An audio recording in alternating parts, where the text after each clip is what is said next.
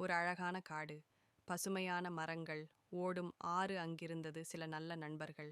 அருணன் யானை, மீகு குரங்கு, சின்னு முயல், மீனா பறவை. அவர்கள் எல்லாம் சேர்ந்து விளையாடுவார்கள், பழங்கள் தேடுவார்கள், குளத்தில் நீந்துவார்கள்.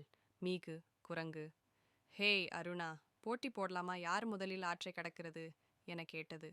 அருணன், சரி, ஆனா என் கால் பெரியது, நீ வேகம் நான் ஸ்லோ என்றது. அவர்கள் சிரித்துக்கொண்டு நாள் முழுதும் சந்தோஷமா கழிக்கிறார்கள். ஒரு நாள் ராஜன் புலிக்காட்டிற்கு புதுசா வந்தது. அவன் வலிமையானவன், ஆனா கொஞ்சம் தனிமைப்பட்டவன். அவன் எல்லா விலங்குகளும் ஒன்றாக விளையாடுவது பார்த்து சோகமடைந்தான்.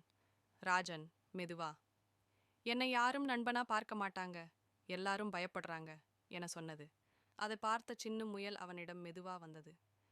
சின்னு, நீ நல்லவனாக இருந்தா நாங்க எல்லோரும் நண்பர்களாக இருப்போம் என்றது. ராஜன், உண்மையா, நான் யாரையும் காயப்படுத்த மாட்டேன் என சின்னுக்கு சொன்னது. அந்த நாளிலிருந்து அவர்கள் அனைவரும் காட்டுக்குழு என்று அழைக்கப்பட்டார்கள். ஒரு இரவு கடும் மழை பெய்தது. ஆறு கரை கடந்து பெருக்கெடுத்து ஓடியது. அங்கே பறவையின் குடில் உடைந்து ஆற்றில் விழுந்தது. மீனா அழுது கொண்டு, என் முட்டைகள் நீரில் விழுந்து விடுமோ என்று கவலைப்பட்டது. அருணன் யானை தன் தும்பிக்கையால் குடிலை தூக்கி பாதுகாத்தான். அருணன், கவலைப்படாதே, உன் குடில் பாதுகாப்பா இருக்கும் என மீனாவை தைரியப்படுத்தினான்.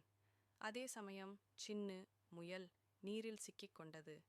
புலிராஜன் உடனே ஓடி அவனை தன் வாயிலால் மெதுவாக பிடித்து கரைக்கு எடுத்து வந்தான். சின்னு, ராஜா, நீ என் உயிரை காப்பாத்தினாய் என நன்றி சொன்னது. மழை நின்றது. காடு அமைதியாகிவிட்டது. அனைத்து விலங்குகளும் ஒன்றாக சேர்ந்து புதிய குடில் கட்டினார்கள், பழங்கள் சேகரித்தார்கள். மீகு குரங்கு, நம்ம கூட்டம்தான் காட்டின் வலிமை.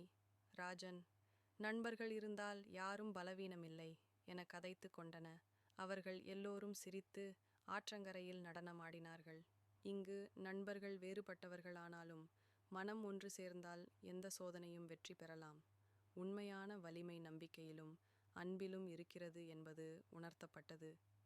ஒருவரை நம்புங்கள், அன்பு காட்டுங்கள், உலகம் அழகாகும். ப்ளீஸ் சப்ஸ்கிரைப், லைக், ஷேர் பண்ணுங்கள். நன்றி.